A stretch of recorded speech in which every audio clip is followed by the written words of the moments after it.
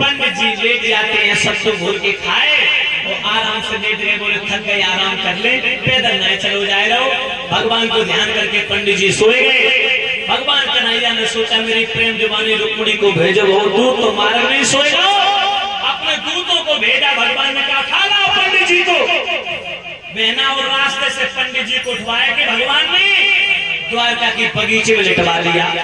जो पंडित जी के नेत्र खुले, अरे भैया सब सोने की द्वारका। पंडित जी माता बहनों चलते चलते पहुंचे, जब भगवान कन्हैया का दरबार लगा है। पंडित पूछने लगे आप लोगों में कन्हैया कौन? बोले वो कालो कलू तो पीछे बैठे हुए कोई कन्हैया है। पंडित जी भगवान के पास में पहुंचे, भगवान काले तो हाथे कछुए अंधेरे में बैठे रहे। जो भगवान को पंडित जी देखो कहने लगे हाय मोरी ठग गई, बिटरिया ठग गई, कितनी सुंदर रुक्मिणी चन्ना जैसे उजरिया और जब का काली अंधेरिया है गजब है गो, बिटरिया ठग गई। जो इतने शब्द सुने भगवान ने, भगवान मन की भावना को समझ गए। तो पंडित जी को ढेड़ी ढेड़ी तिरछी तिरछी चितवन से देखो, कान लगे बहना गजब हुई, एक कमी हो तो चल जाए, जब तो सब कमी कमियां हैं। कालो ऐसे तो है ही, ढेड़ा है ढेड़ा, कितने देख रहा हूं तो कितने नजर। हाँ भाइयों माता बहनों भाई बंधु, पंडित जी ने जैसे इतने शब्द कहे, पंडित जी को देख के भगवान मुस्कुराए। भगवान की मुस्कुराहट ने पंडित जी के अंतःकरण को सुख शब्द निर्मल बना दिया। पंडित जी ने माता बहनों बलराम से कहा कन्हैया से एकांत में मिलना चाहते। बलराम बोले जाओ कन्हैया पंडित जी से एकांत में मिल लो, दान दक्षिणा की बात करेंगे। पंडित जी सब लोगों के सामने नहीं बोल पा रहे क्योंकि शर्मा रहे। जाओ एकांत में पंडित जी मिले, सारी हकीकत बताई। बोले रुक्मिणी ने मुझे भेजा है, चिट्ठी लेके आए कुंदनपुर से। हम महाराज जो भीष्म की कन्या रुक्मिणी तुम्हें दिल से प्रेम करती है, उसके माता पिता की इच्छा है तुम्हारे साथ में सगाई हो, लेकिन उसका भाई रुकुम पापी अपने साले शिषपाल के साथ उसका विवाह करना चाहता है। भगवान बोले हम तो जाने ही पाएंगे। बोले क्यों? बोले बलराम भैया जाने नहीं देंगे। पंडित जी बोले कोई उपाय? बोले जब चलना तो जब 4 से 10 खेत निकल जाओ, हम सब लोग तुम्हें विदाई के लिए चले, छोड़ने के लिए, तो आप पेट पकड़ के बैठ जाइयो, जोर जोर से खांसन लगियो और बहाने बना लियो कि हम बीमार हैं। तब बलराम से आज्ञा पाए कि हम तुम्हें कुंदनपुर छोड़ के चलेंगे और कैसे विवाह और दोनों कर लाएंगे।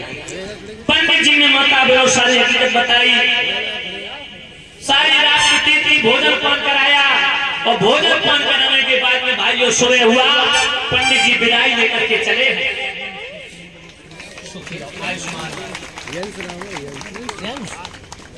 बेटा यंस जिनके यहाँ कथा का अनुष्ठान चल रहा है, जो ये हमारे सतीश चंद भैया के बेटा है, जो ये यंस के कर कमलों के द्वारा 551 मुद्राओं के हाथ से व्यासपीठ को सम्मानित कर रहे हैं। भगवान इस बेटा को दीर्घायु प्रदान करें, ये शिक्षित बने, शिक्षा दीक्षा को प्राप्त करके अपने माता पिता दादा दादी परिवारजनों का नाम रोशन करें। वंश अंश यंस और वंश ये दोनों बेटा व्यासपीठ को सम्मानित कर रहे हैं। भगवान इन्हें सद्बुद्धि प्रदान करते रहे, पढ़ लिख करके शिक्षा दीक्षा को प्राप्त करें, अपने माता पिता परिवारजनों का नाम रोशन करें।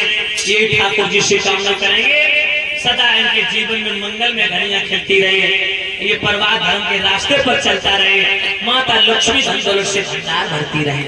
बोलिए भगवान की। आरब राजपूत मिलावली निवासी इसी ग्राम से आरब भाई 51 मुद्राएं देके व्यासपीठ को सम्मानित कर रहे। भगवान कन्हैया सुख और शांति प्रदान करते रहे, यही कामना करेंगे ठाकुर जी से। ध्यान रखना भाई, सुखदेव जी समझा रहे राजा परीक्षा, पंडित जी को विदा किया। सुबह पंडित जी ने कहा बलराम मुझे आज्ञा दे दो, मैं घर जाना चाहता हूँ।